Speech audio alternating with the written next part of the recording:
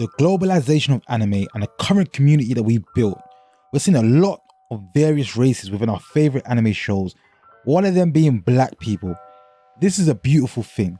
Guys, this is your boy Jay Unchained, and I'm bringing you another episode of Blacked But Anime. And I would just have to put out there, if you know what I mean by that title, you're a dirty motherfucker. Alright? Today we're going to be talking about an anime character that might just put inches on your wife. No Diddy. Guys, he might just Jason love your wife, the same thing that happened at Adam 22 and all of that shebang. Guys, this character isn't joke. Today we're going to be talking about Isaac from the anime Castlevania. You can check it out on Netflix. Now this character is a force. And when I say a force, I mean a force to be reckoned with. He is not a joke, and he's a primary example of beastly black characters, right? And you know when a black character's got a bald head, he means business. Like, it just reminds you of Morpheus from Matrix. So let's talk about Isaac. So Isaac, right, you could say his character is a bit complicated within the series, right? His status as a character, or shall I say his role within the story, fluctuates and changes constantly to the point where you don't know if he's on our side, on their side, or on his own side. And that's a beautiful thing. So let's speak about his character. So Isaac is a forge master under Dracula's orders, right? Years ago as a slave, he was viciously lashed by his master, who discovered him going through his books, despite Isaac doing so in an attempt to help him. This drove Isaac to his breaking point, because he was literally being treated like a slave, right, constantly, day in, day out. This drove Isaac to his breaking point, yeah? And in a fit of rage, he killed the man. The hardships that Isaac had to go through during his childhood is what made him hate all of humanity. So he had a constant grudge against the whole entire human race, right? While Isaac had a very difficult childhood and was severely mistreated, and I mean severely, right? He managed to travel across much of Africa and the Middle East as a child and learned magic through renegade cultless books, right?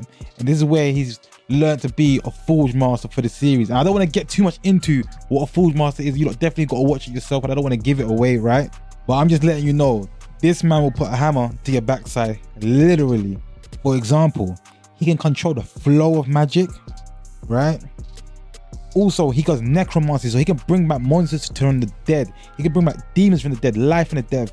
Yeah, Isaac can bring creatures back to life from the dead. And unlike how Hector performs resurrection, the corpses that Isaac manipulates scream in pain while being revived, and they change. You know, so he's not giving no mercy to nothing. Like, his whole character, I'm not gonna say his whole power in itself, right, is a reflection of his childhood, of his past, of the life that he's lived. You know, it's a thing of constant agony, constant pain. You know, in addition, he's also got devil forging. You're gonna say devil forging. Well, what is devil forging? Well, devil forging is the power, right, to create night creatures from corpses that do every and anything that he asks. His total bidding. These creatures are real strong, they're real powerful, and like I said, they're just disgusting looking, they're evil, everything you can think of that you don't want to come in front of you. That's what these creatures are, and he creates them, and he's the leader of them, and he walks around with an army of them, literally. In addition, some of the skills he has is expert combat abilities. You know, he's a superb fighting skill. He's able to kill bandits like instantly with his dagger.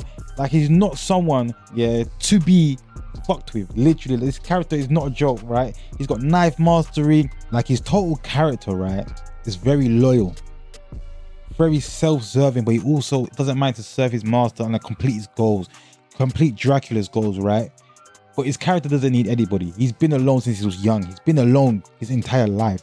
And the agony and pain that he's been through, he literally inflicts that onto his opponents, onto anyone that opposes him. And I feel like his character is a reflection of all the torment that he's been through when he was a child, when he was young.